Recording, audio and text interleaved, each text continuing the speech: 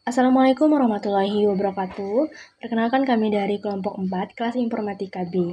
Pada kesempatan kali ini kami akan membahas terkait neural network. Neural network atau jaringan saraf tiruan adalah metode dalam bidang machine learning yang terinspirasi dari cara kerja otak manusia. Sederhananya, neural network ini adalah sistem komputer yang belajar dari data untuk mengenali pola dan membuat keputusan. Bayangkan seperti otak manusia. Otak punya neuron, sel saraf, kemudian neural network juga punya neuron, buatan node. Lalu neuron-neuron ini saling terhubung dan memproses informasi. Jadi untuk cara kerja neural network ini, yang pertama dia menerima input data, kemudian memproses data melalui beberapa lapis layer, lalu menghasilkan output, hasil prediksi atau keputusannya. Nah ini gambarnya, ini contoh untuk sel saraf manusia, kemudian ini implementasi untuk neural network-nya. Kelebihannya dia fleksibel, kemudian dataset apapun dapat digunakan secara numerik, lalu dia dapat mengatasi permasalahan non-linear dengan input dimensi besar, jadi tidak terbatas untuk datasetnya. Dan dia bekerja dengan baik untuk sampel yang banyak. Nah ini ada contohnya ketika kita punya gambar kucing, nanti ini sebagai inputan, kemudian gambar ini dimasukkan ke dalam sistem. Nah, sebelumnya dia akan diubah menjadi angka atau pixel. Kemudian diproses di dalam neural network menggunakan beberapa layer untuk mengenali polanya, seperti bentuk matanya, telinganya, dan sebagainya. Nanti outputnya akan memberikan hasil, misalnya ini kucing atau bukan kucing. Nah, dia tuh belajar atau training, jika hasilnya salah, sistem akan memperbaiki diri supaya dia lebih akurat gitu. Jadi intinya neural network itu menerima data, kemudian mengenali pola, menghasilkan keputusan, lalu belajar dari kesalahan. Nah, di sini ada contoh ya cara kerja dari neural network-nya. Ini yang pertama, input X1, X2, sampai XM. Ini adalah data input, jadi datanya masuk ke sistem, misalnya itu pixel gambar. Kenapa di sini ada XM? Karena untuk jumlah data inputnya atau datasetnya itu tidak terbatas kalau kita pakai neural network ini. Kemudian weight-nya W1, W2, sampai WM. Nah, setiap input nanti dikalikan dengan bobot untuk menentukan seberapa penting data tersebut. Jadi jumlah weight ini itu sesuai dengan jumlah inputnya. Nah, kemudian bias B itu nilai tambahan untuk membantu penyesuaian hasilnya nanti. Lalu penjumlahan ini semua hasil perkalian nanti dijumlahkan bersama biasnya. Lalu di sini ada activation function, itu hasil tadi diproses lagi untuk menentukan apakah neuron aktif atau tidak. Outputnya itu Y. Nah, hasil akhir misalnya prediksinya kucing atau bukan kucing itu contohnya. Jadi intinya input, kemudian dikali bobot, dijumlah plus bias, lalu diproses fungsi aktivasinya, nanti keluar hasil. Nah, inilah cara kerja dari neural network-nya. Nah, sebelumnya tadi untuk prosesnya itu kan input, kemudian dikalikan weight, kemudian dijumlahkan, plus bias, kemudian activation function, baru output. Nah, setelah nilai dari input, weight, dan bias dijumlahkan, hasilnya tidak langsung menjadi output. Nilai tersebut harus diproses oleh activation function agar neuron bisa menentukan apakah sinyal yang akan diteruskan atau tidak. Nah, disinilah ada jenis-jenis activation function yang bisa kita gunakan. Yang pertama itu ada sigmoid. Sigmoid mengubah hasil perhitungan neuron itu menjadi nilai antara 0 sampai 1. Karena hasilnya seperti probabilitas ya, fungsi sering digunakan untuk menentukan kemungkinan suatu objek termasuk dalam suatu kelas. Misalnya tadi sistemnya memproses gambar, sigmoid menghasilkan nilai 0,9 yang berarti kemungkinan besar gambar tersebut adalah kucing. Kalau tank itu bekerja mirip dengan sigmoid tetapi hasilnya berada pada rentang minus 1 sampai 1. karena memiliki nilai negatif dan positif gitu. Lalu yang ketiga itu ada RLU atau Rectified Linear Unit. Nah, ini lebih sederhana. Jika hasil perhitungan neuron bernilai negatif, maka outputnya 0. Sedangkan jika bernilai positif, maka nilainya tetap diteruskan gitu. Yang selanjutnya ada Lecky RLU, itu pengembangan dari RLU. Pada RLU, nilai negatif kan langsung menjadi 0, sehingga neuronnya bisa berhenti belajar.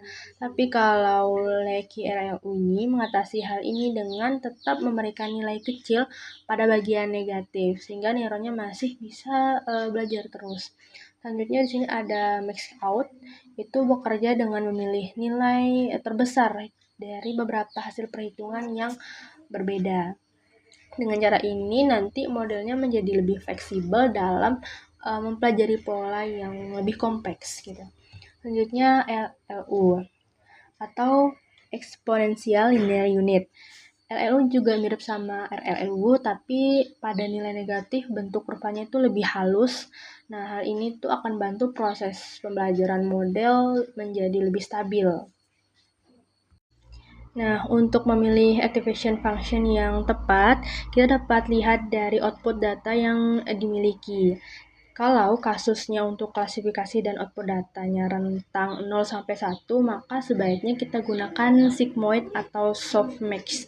Nah, untuk layer yang bukan layer output bisa dipilih antara RLU atau linear activation function hidden layer.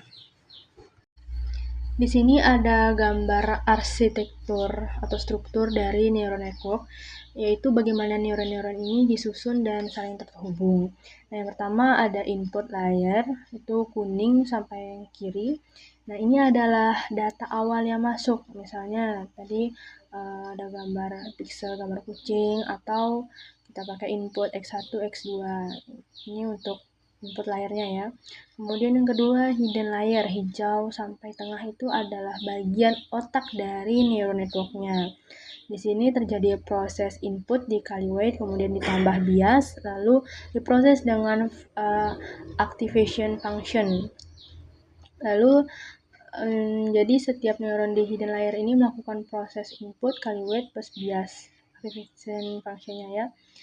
Lalu yang ketiga itu output layer, orange sampai kanan. Nah, ini adalah hasil akhir dari proses. Misalnya atau outputnya ya, ini adalah kucing atau nilai probabilitas.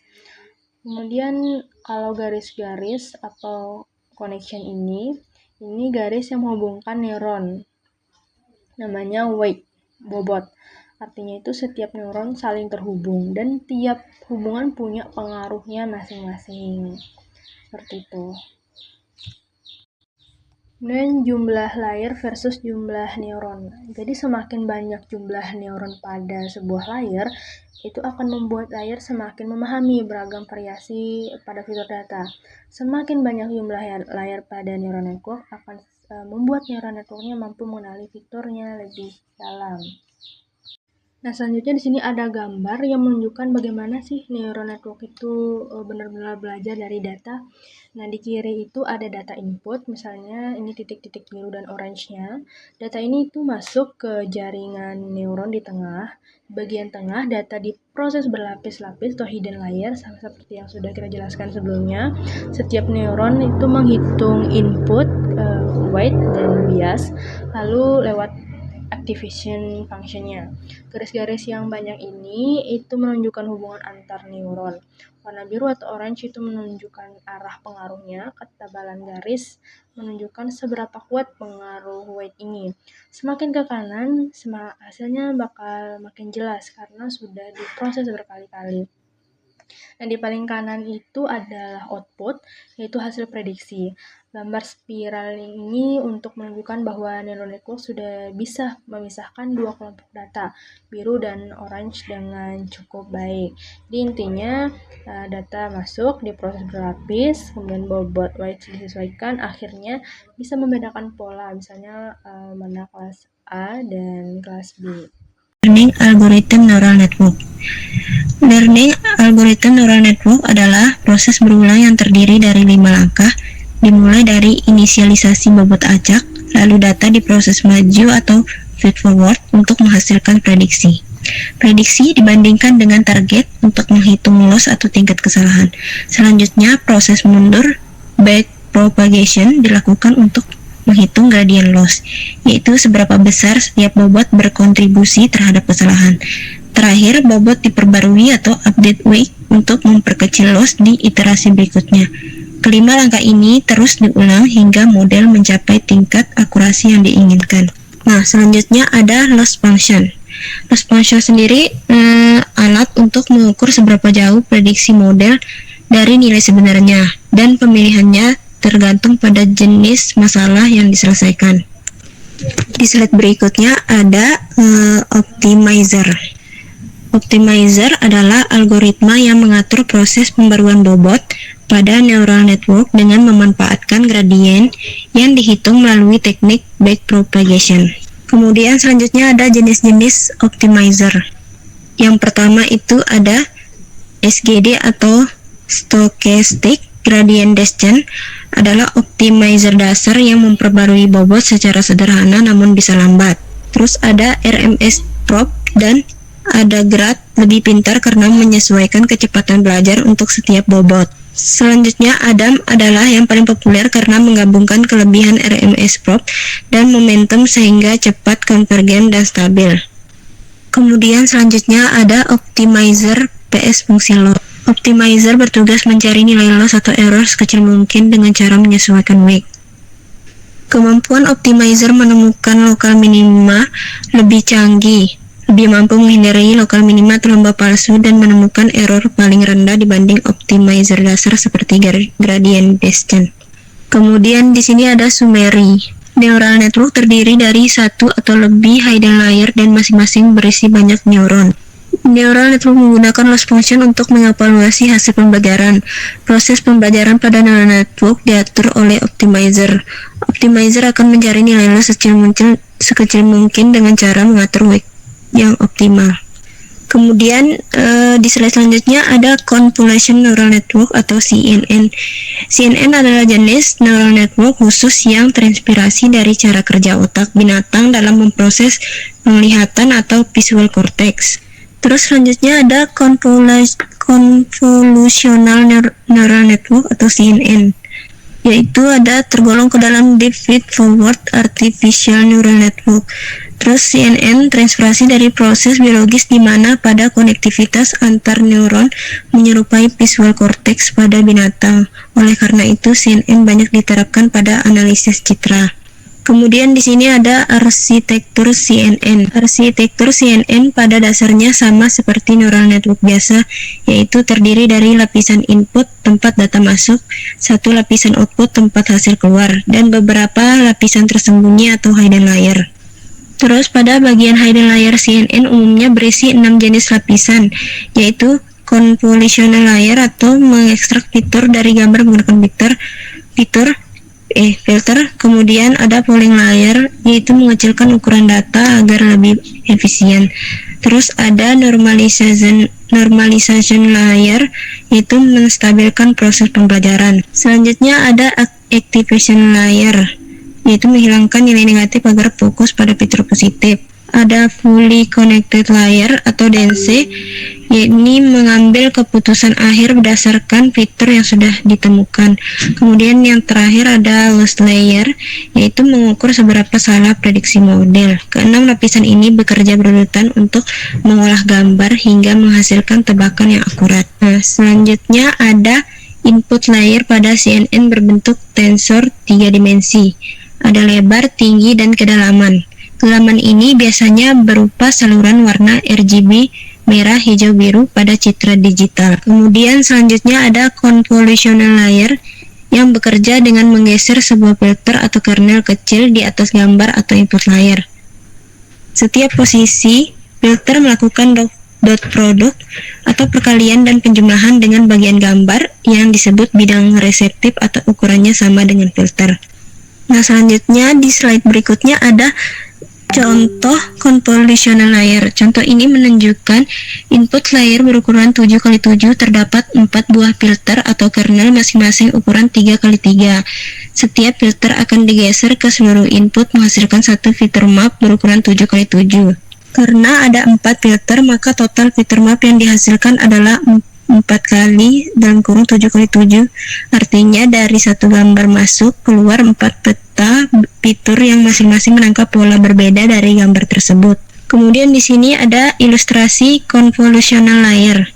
Kernel digeser di atas input data. Hasilnya adalah fitur map. Nah, selanjutnya ada polling layer.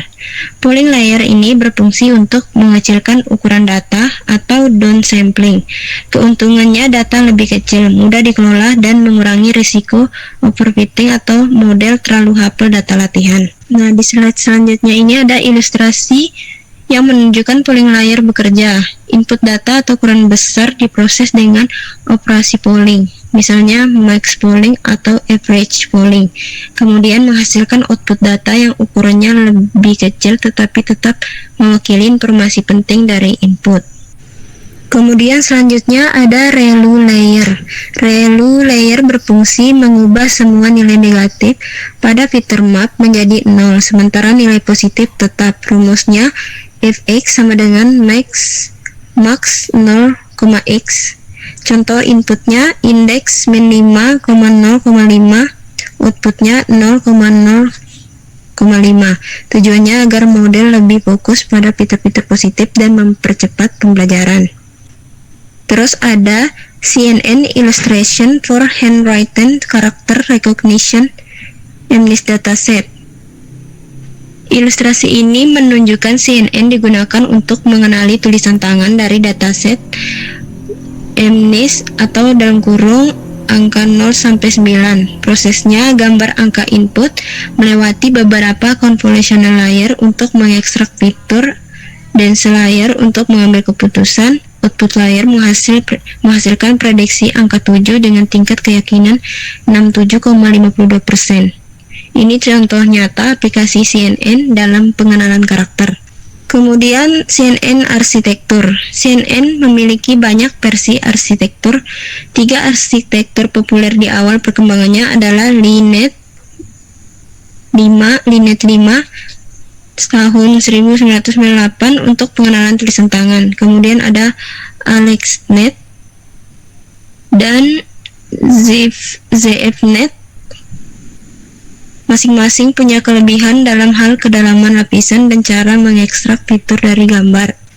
Kemudian arsitektur CNN populer lainnya yaitu GoogleNet, VGGNet. Contoh VGG16 dengan susunan konvolusi plus ReLU, max polling, fully connected plus ReLU, ResNet, dan capsule network. Baik teman-teman, di sini saya akan menjelaskan implementasi dari neural network. Sebelumnya perkenalkan, nama saya Kurnia Ilahi dengan NIM 2311043. Nah, langsung saja kita melakukan import terlebih dahulu teman-teman. Seperti biasa, import kita lakukan kepada beberapa library yang dibutuhkan dalam proses pengolahan data dan machine learning. Nah, library pertama adalah OS yang digunakan untuk mengakses file dan folder dalam sistem. Kemudian ada CV2 atau OpenCV yang berfungsi untuk mengolah gambar dan video. Selanjutnya kita menggunakan NumPy untuk perhitungan numerik dan manipulasi data dalam bentuk array, serta Matplotlib untuk menampilkan visualisasi seperti grafik atau gambar. Library IterTools digunakan untuk membantu dalam proses kombinasi dan perulangan data. Dari scikit-learn, kita menggunakan label encoder untuk mengubah label menjadi angka setelah train test split untuk membagi dataset menjadi data latih dan data uji. Terakhir, kita menggunakan classification, slice report, dan confusion slice matrix untuk mengevaluasi performa model yang telah dibuat. Nah, dengan import library ini, kita sudah siap untuk melakukan proses pengolahan data dan membangun model machine learning. Nah, selanjutnya pada bagian ini kita melakukan import library Keras yang digunakan membangun model deep learning. Nah, kita mengimport sequential dan model dari Keras. Sequential digunakan untuk membuat model sederhana dengan susunan layar yang berurutan, sedangkan model digunakan untuk arsitektur yang lebih kompleks. Selanjutnya, kita mengimpor beberapa layer seperti dense, activation, dan input. Layer dense berfungsi sebagai layar utama dalam jaringan saraf. Activation digunakan untuk menentukan fungsi aktivasi dan input untuk mendefinisikan bentuk data yang masuk ke model. Terakhir, kita menggunakan tool slice categorical untuk mengubah label menjadi bentuk one hot encoding sehingga dapat diproses oleh model dengan lebih baik. Dengan library ini, kita siap untuk membangun dan melatih model neural network. Baik, selanjutnya saya akan menjelaskan codingan pada tampilan layar. Nah, pada bagian ini kita membahas tentang Keras, yaitu library Python yang digunakan untuk membangun model deep learning. Keras menyediakan API yang lengkap untuk membuat dan melatih model dengan mudah. Salah satu model dasar yang digunakan adalah sequential. Sequential merupakan model yang menyusun layer secara berurutan, mulai dari input layer, hidden layer, hingga output layer. Kita dapat menambahkan layer menggunakan perintah model.add dalam kurung. Nah, salah satu layer yang sering digunakan adalah dense layer, yaitu fully connected layer di mana semua neuron saling terhubung. Pada layer pertama, kita harus menentukan jumlah input, misalnya dengan parameter input slice dim atau input slice shape. Selanjutnya, kita dapat menambahkan hidden layer dengan fungsi aktivasi seperti ReLU untuk membantu model belajar pola yang lebih kompleks. Fungsi aktivasi ini bisa ditulis langsung di dalam dense atau dipisahkan menggunakan layer activation. Sebagai contoh, sebuah model dapat memiliki struktur input dengan 3 fitur, kemudian hidden layer dengan 5 neuron, dan output layer dengan 2 neuron. Dan konsep ini kita dapat mulai membangun model neural network sesuai kebutuhan. Nah, selanjutnya di sini ada training model, teman-teman. Sudah dijelaskan sebelumnya pada PPT. Langsung saja saya akan menjelaskan neural network atau simple Keras implementation. Yang pertama di situ ada generate dataset atau random number with 5 kelas data. Kode programnya teman-teman dapat lihat pada tampilan layar. Baik, nah pada bagian ini kita akan membuat dataset sederhana secara random untuk digunakan dalam model neural network. Pertama, kita mendefinisikan sebuah fungsi bernama generate slice dataset. Fungsi ini digunakan untuk menghasilkan data secara acak dengan jumlah tertentu.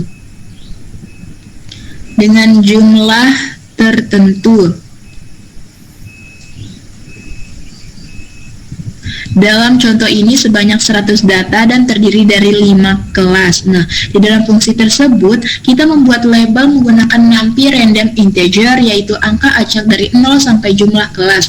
Label ini nantinya menjadi target klasifikasi. Selanjutnya kita membuat 2 fitur, yaitu X1 dan X2. X1 dibuat dari angka random yang disesuaikan dengan label, sedangkan X2 merupakan hasil kuadrat dari X1 ditambah noise atau gangguan acak.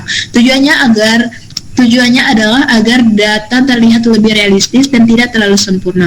Kemudian data di reshape agar memiliki bentuk kolom sehingga bisa digabungkan. Setelah itu, semua data digabung menggunakan hashtag menjadi satu dataset berisi fitur dan label. Nah, hasil dari fungsi ini adalah dataset dengan 3 kolom, yaitu kolom pertama X1, kolom kedua X2, dan kolom ketiga adalah label. Selanjutnya kita menampilkan dataset tersebut yang terlihat sebagai array berisi angka-angka acak. Kemudian kita melakukan visualisasi menggunakan matplotlib secara scatter plot Sumbu X menunjukkan fitur pertama, sumbu Y menunjukkan fitur kedua, dan warna titik menunjukkan kelas atau label data. Dengan begitu, kita bisa melihat persebaran data berdasarkan kelasnya. Setelah itu, kita memisahkan data menjadi dua bagian, X sebagai fitur yang terdiri dari dua kolom pertama, dan Y sebagai label yang diambil dari kolom terakhir. Terakhir, kita menampilkan bentuk data menggunakan shape, di mana X memiliki ukuran 100 baris dan 2 kolom, sedangkan Y memiliki 100 data label. Dengan langkah ini, dataset sudah siap untuk proses training pada model neural network. Selanjutnya yang kedua yaitu encoding label atau categorization. Nah, pada tahap ini kita melakukan proses encoding label dari categorization untuk menyiapkan data sebelum masuk ke model neural network. Pertama, kita menggunakan label encoder untuk mengubah label menjadi bentuk numerik. Walaupun pada dataset kita label sudah berupa angka, proses ini tetap dilakukan untuk memastikan formatnya sesuai dan konsisten. Kita mulai dengan melakukan fit pada data Y, sehingga label encoder dapat mengenali semua kelas yang ada. Kemudian kita bisa melihat daftar kelas tersebut menggunakan le.classes. Selanjutnya kita tampilkan satu contoh nilai dari Y, yaitu sebesar 2.0. Kemudian kita melakukan proses transform, yaitu mengubah label menjadi bentuk integer. Hasilnya tetap 2, tetapi sekarang sudah dalam format yang sesuai untuk pemrosesan machine learning. Setelah itu kita melakukan proses to categorical, yaitu mengubah label menjadi bentuk one hot encoding. Sebagai contoh, label 2 akan diubah menjadi array 00100 yang menunjukkan bahwa data tersebut termasuk ke dalam kelas ketiga. Proses ini sangat penting karena model neural network tidak bekerja langsung dengan label angka biasa, tetapi membutuhkan representasi dalam bentuk vektor. Dengan demikian, data label kita sudah siap digunakan untuk proses training model. Nah, teman-teman dapat melihat kode programnya pada tampilan layar. Outputnya juga sudah terlihat jelas pada tampilan layar ya teman-teman. Baik, selanjutnya yaitu ada split dataset. Nah, pada tahap ini kita melakukan pembagian dataset menjadi data training dan data testing. Pembagian ini dilakukan menggunakan fungsi train slice depth slice split dari library scikit-learn. Tujuannya adalah agar model dapat dilatih menggunakan sebagian data dan diuji menggunakan data yang belum pernah dilihat sebelumnya.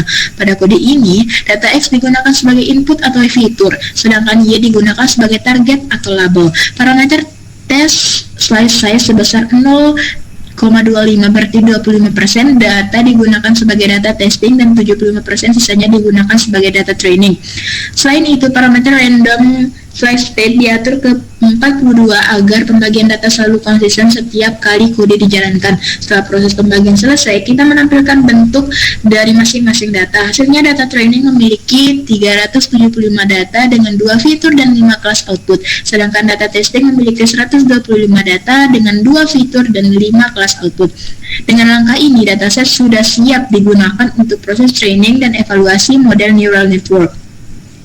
Selanjutnya yaitu kita create model. Nah, pada tahap ini kita membuat model neural network sederhana menggunakan Keras. Pertama, kita mendefinisikan sebuah fungsi bernama simple slice model yang menerima parameter input slice beam. Parameter ini menunjukkan jumlah fitur pada data input. Di dalam fungsi tersebut, kita membuat model menggunakan sequential.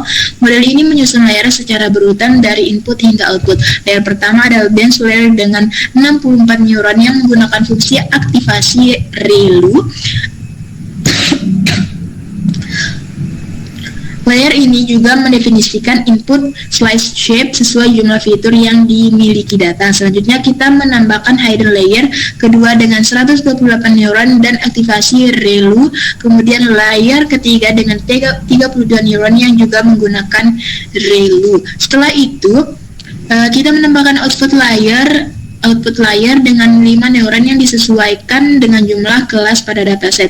Kemudian kita menambahkan fungsi aktivasi sigmoid pada output layer untuk menghasilkan nilai probabilitas. Selanjutnya kita menampilkan struktur model menggunakan model .summary agar dapat melihat jumlah layer dan parameter yang digunakan. Setelah model dibuat, kita melakukan proses konfigurasi menggunakan compile.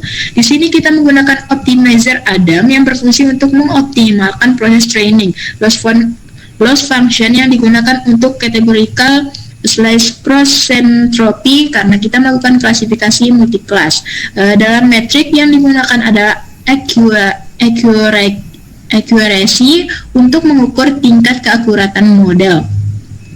Terakhir, model dikembalikan agar bisa digunakan pada proses training. Dengan tahap ini, model neural network kita sudah siap untuk dilatih menggunakan data yang telah disiapkan sebelumnya. Nah, selanjutnya yaitu ada train model. Nah, pada tahap ini kita mulai melakukan proses training atau pelatihan model neural network. Pertama, kita menentukan jumlah fitur input dengan mengambil nilai dari X-train shape 1. Ini menunjukkan bahwa model yang akan menerima data dengan 2 fitur. Selanjutnya kita menentukan parameter training yaitu epochs sebanyak 100 yang berarti model akan belajar sebanyak 100 kali iterasi terhadap seluruh data training. Kemudian batch size sebesar 64 yang artinya data akan diproses dalam kelompok berisi 64 data setiap iterasi. Setelah itu kita membuat model dengan memanggil fungsi simple slice model dan memasukkan nilai input slice beam. Proses training dilakukan menggunakan fungsi model.fit dengan memasukkan data X slice train dan Y slice train. Selain itu, kita juga menggunakan parameter validation slice split sebesar 0,25 yang berarti 25% dari data training akan digunakan sebagai data validasi untuk mengevaluasi performa model selama training berlangsung. Kemudian kita dapat melihat ringkasan model yang ditampilkan. Model terdiri dari beberapa layar, yaitu layar dengan 64 neuron, 128 neuron, 32 neuron, dan output layar dengan 5 neuron. Total parameter yang dilatih adalah sebanyak 12.805. Nah, setelah itu proses training dimulai ditandai dengan epoch 1 dari 100. Pada tahap ini modul mulai belajar dari data training dan akan terus memperbaiki performanya hingga mencapai epoch terakhir. Dengan proses ini, model neural network kita dilatih untuk mengenali pola dalam data dan siap digunakan untuk melakukan prediksi. Selanjutnya, pada tahap ini kita melakukan evaluasi model dengan cara menampilkan grafik hasil training. Nah, kita membuat sebuah fungsi bernama evaluate slice model slice yang menerima parameter history. Parameter ini berisi riwayat proses training seperti nilai akurasi dan loss pada setiap epoch. Di dalam fungsi tersebut kita mendefinisikan dua jenis evaluasi yaitu akurasi dan loss, masing-masing terdiri dari data training dan validation. Selanjutnya kita melakukan perulangan untuk menampilkan grafik. Grafik pertama menunjukkan perbandingan antara akurasi training dan akurasi validation terhadap jumlah epoch. Kemudian grafik kedua menunjukkan nilai loss training dan loss validation. Pada setiap grafik, sumbu X menunjukkan jumlah epoch, sedangkan sumbu Y menunjukkan nilai akurasi atau loss. Kita juga menambahkan label, judul, legenda, dan grid agar grafik lebih mudah dibaca. Terakhir, kita memanggil fungsi evaluate slice model slice dengan memasukkan history dari hasil training model. Dengan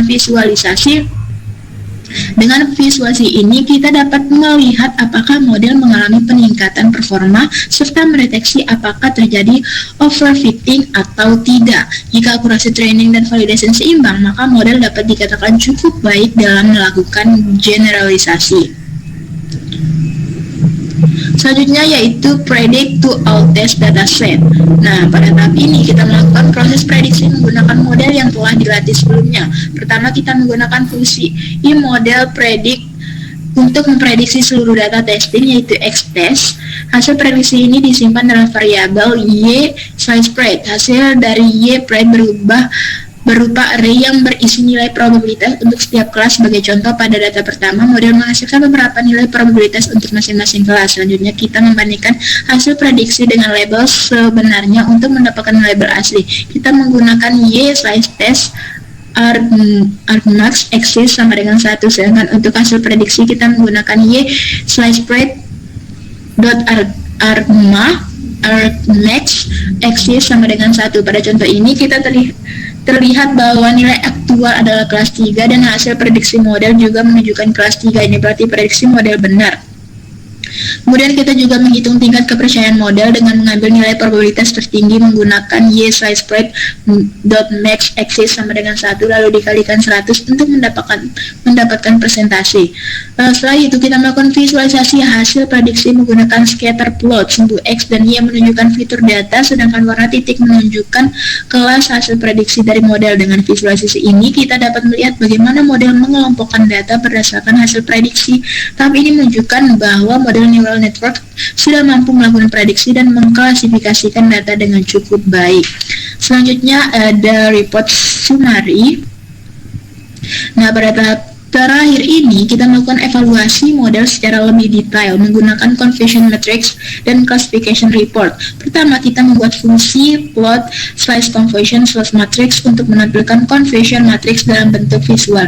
Fungsi ini digunakan untuk melihat perbandingan antara label sebenarnya dengan hasil prediksi model. Confusion matrix akan menampilkan jumlah data yang diprediksi benar maupun salah pada setiap kelas.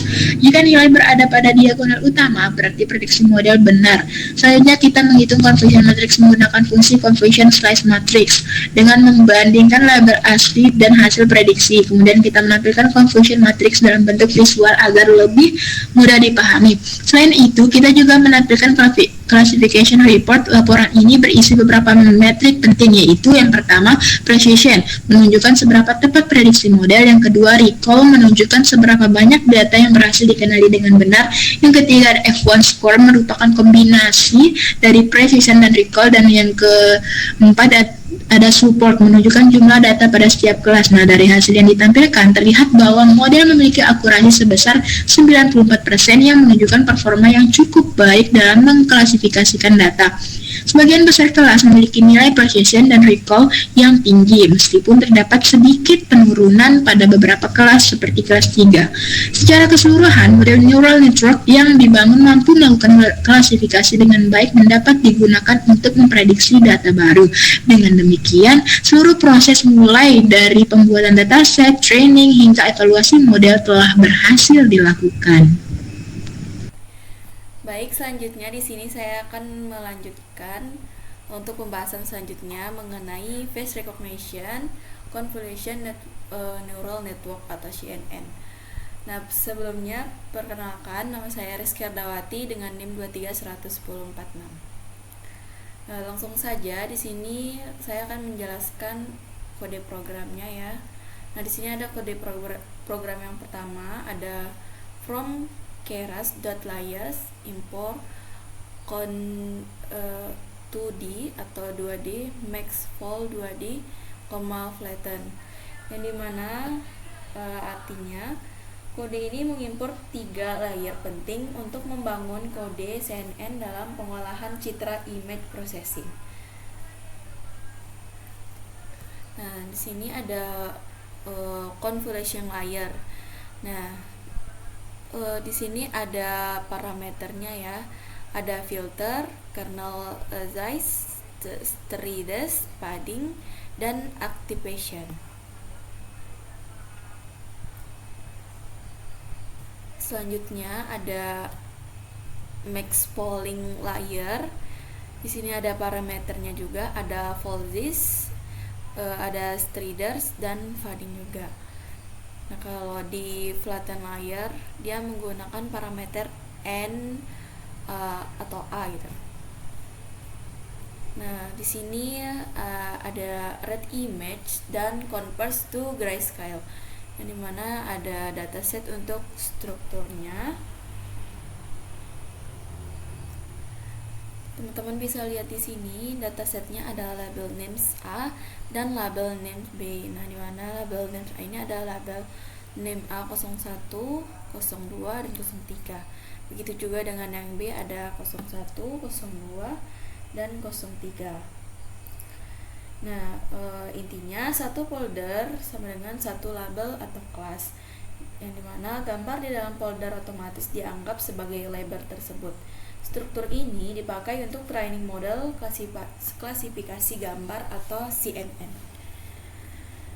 Langsung saja di sini ada programnya, yang dimana depth detect space image ini adalah untuk membuat fungsi untuk memproses gambar wajah.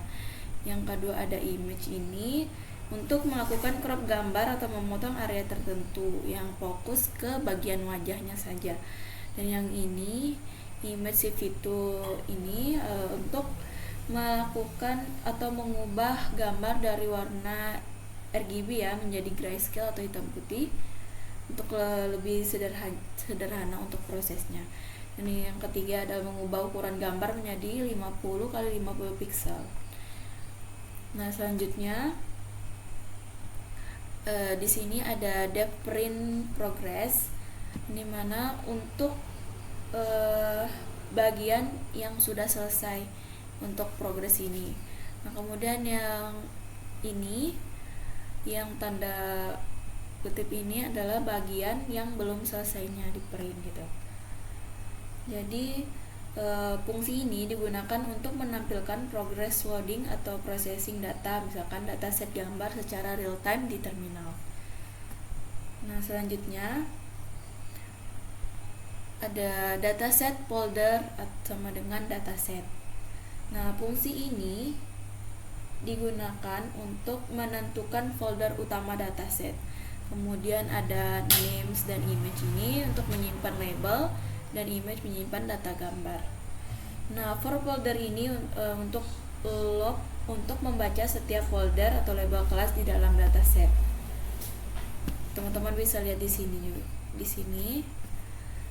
Nah, intinya kode ini digunakan untuk membaca dataset gambar per folder atau label untuk memproses wajah, lalu menyimpan gambar dan label ke dalam list untuk training model.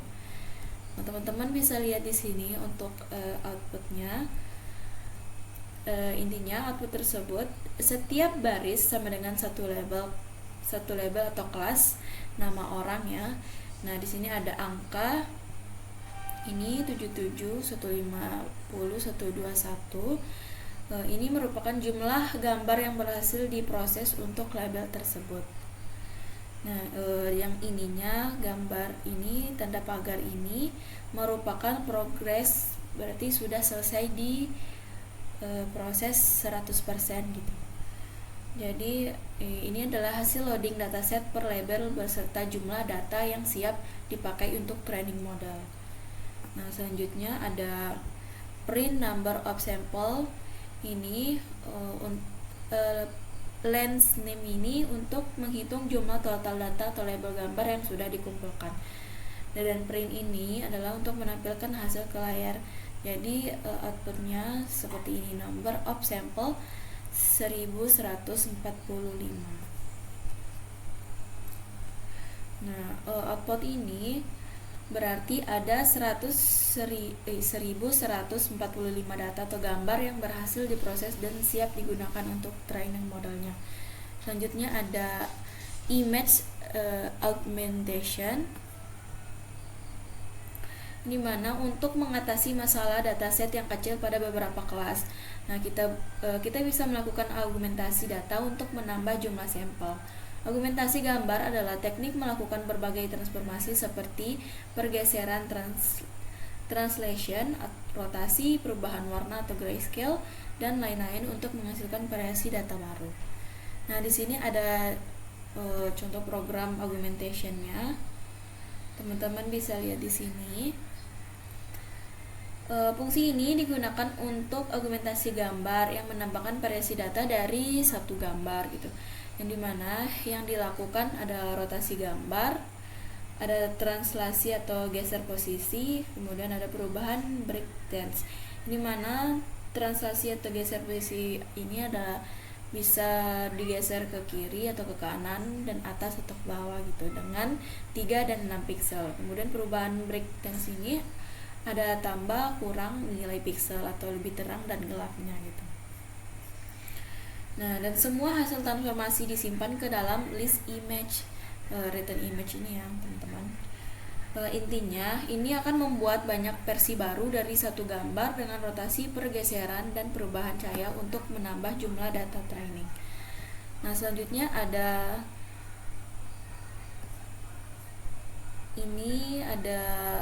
test augmentation result, yang dimana ada contoh programnya di sini. Nah, di sini untuk menampilkan gambar yang telah kita argumentasi tadi ya diubah menjadi warna grey. Ada image 0 dan ini fungsi ini untuk mengambil gambar pertama dari list image. Kemudian ada plt imshow untuk menampilkan gambar, dan cmap sama dengan gray ini untuk menampilkan gambar dalam grayscale atau hitam putih. Nah, selanjutnya ada apply augmentation to all. Nah, di sini ada contoh programnya, ada augmentation image dan augmented names. Nah, di sini dia akan menyiapkan list untuk menyimpan hasil augmentasi dan labelnya. Nah, di bagian for i ini untuk load semua gambar dalam dataset. Kemudian ini adalah mencoba menjalankan proses untuk menghindari errornya. Nah, intinya dari kode ini untuk membuat data baru atau augmentasi dari semua gambar dan menyesuaikan labelnya sehingga jumlah data training jadi jauh lebih banyak. Kemudian ada total augmentation image. Nah, ini contoh programnya, ada lens augmented image dan lens augmented names. Nah, yang dimana augmented image ini untuk menentukan jumlah total gambar hasil augmentasi, sedangkan yang name ini adalah jumlah total label hasil augmentasinya. Untuk mengecek apakah jumlah gambar dan label sama setelah proses augmentasi harus sama karena tiap gambar yang punya label ya. Ini ada outputnya, jadi outputnya sama ya gitu nilainya, ada 22.900, ini juga 22.900. Nah, selanjutnya ada image extend augment image dan name extend augment names gitu. Nah, fungsi ini untuk menambahkan semua gambar hasil augmentasi ke list image, sedangkan yang name menambahkan semua label hasil augmentasi ke list name-nya. Kemudian ada ini total image augmentation plus original. Ada lens image dan lens names, yang dimana lens image ini jumlah total gambar setelah ditambah augmentasi, dan name ini jumlah total labelnya. Nah, untuk memastikan jumlah data gambar dan label sama setelah semuanya digabung gitu, jadi gabungan dari si image extend sama image dari total augmentation image ini ya. Nah, selanjutnya ada kode program selanjutnya, ada unique count sama dengan np and unique names return count sama dengan true. Nah, di sini arti fungsi ini untuk mengambil label yang unik atau tidak diduplikat ya, sedangkan return ini untuk sekaligus menghitung jumlah tiap labelnya. Dan for item in zip ini untuk menggabungkan label plus jumlahnya lalu ditambahkan atau ditampilkan atau outputnya gitu ya. Nah, intinya fungsi ini untuk menampilkan setiap label beserta jumlah datanya dalam dataset. Nah, ini teman-teman bisa lihat hasil outputnya. Ada Ariel Sharon 1617 dan seterusnya ya. Output ini menunjukkan jumlah data gambar untuk setiap label kelas setelah augmentasi. Jadi setiap nama sama dengan label atau kelas. Kemudian ada angkanya, ini adalah jumlah total gambar pada label tersebut. Nah, selanjutnya ada balance data. Jadi di sini ada def print. Jadi balance data ini untuk mereview data distribusi. Nah, ada def print data, terus ada label dis str, kemudian ada label name, yang dimana fungsi ini untuk menampilkan distribusi data dalam bentuk diagram ya. Nah, selanjutnya ada untuk fungsi ini juga untuk mengatur ukuran tampilan grafik PLT figure ini. Nah, kemudian ada my circle ini untuk membuat lingkaran putih di tengah, jadi nanti gambarnya seperti gambar donat ya. Jadi inti dari kode ini untuk digunakan untuk menampilkan distribusi jumlah data tiap kelas dalam bentuk diagram donut chart ya, agar mudah dianalisis. Nah, ini hasil outputnya, teman-teman bisa lihat di sini gambarnya. Ini berbentuk donut chart. Nah, di sini ada datanya, ada data namanya dan data presentasinya ya, teman-teman. Jadi di gambar ini atau diagram distribusi data ini, dia menunjukkan presentasi jumlah data untuk setiap label dan kelas. Nah, selanjutnya ada kode program selanjutnya ada reduce sample this per class using NumPy random choice, yang dimana dia menampilkan n sama dengan 1000. Fungsi ini untuk menentukan maksimal 1000 data per kelas.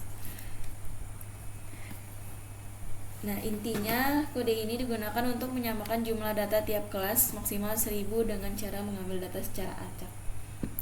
Kemudian selanjutnya kode ini, names dan image ini, di kode names ini digunakan atau fungsinya diisi ulang dengan label yang sudah dipilih, sedangkan image-nya diisi ulang dengan gambar yang sesuai.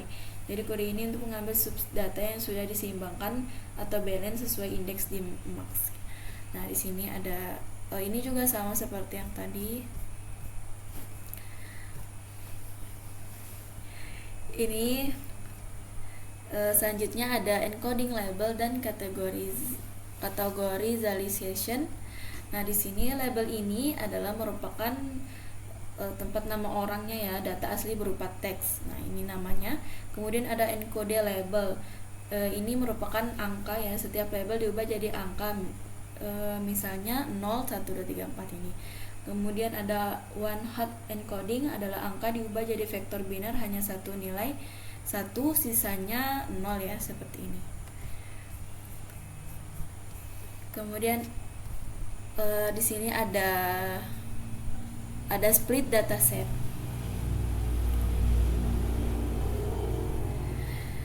Nah, split dataset ini inti dari kode program ini, dataset dibagi jadi data latih dan uji dengan total training lebih banyak dan testing lebih sedikit ya. Kemudian ada reset data. Kode ini berfungsi untuk datanya diubah ke format height, weight, dan channel agar sesuai dengan input model CNN-nya. Kemudian ada create CNN model. Nah, ini ada kode programnya, teman-teman bisa lihat. Ini ada depth CNN model, input shape. Jadi fungsi dari codingan ini untuk membuat model CNN untuk klasifikasi gambar mulai dari extracting fitur sampai menghasilkan prediksi kelas. Selanjutnya ada training CNN model, teman-teman bisa lihat di sini. Intinya dari program training CNN model ini berarti model CNN berhasil dilatih dengan baik dengan akurasi tinggi 96 sampai 98%. Yang ini menandakan model sudah cukup bagus dalam mengenali kelas gambar. Nah, mungkin sekian penjelasan atau pembahasan kami pada pertemuan kali ini. Lebih kurangnya kami mohon maaf. Terima kasih atas perhatiannya. Wabillahi taufiq wal hidayah. Wassalamualaikum warahmatullahi wabarakatuh.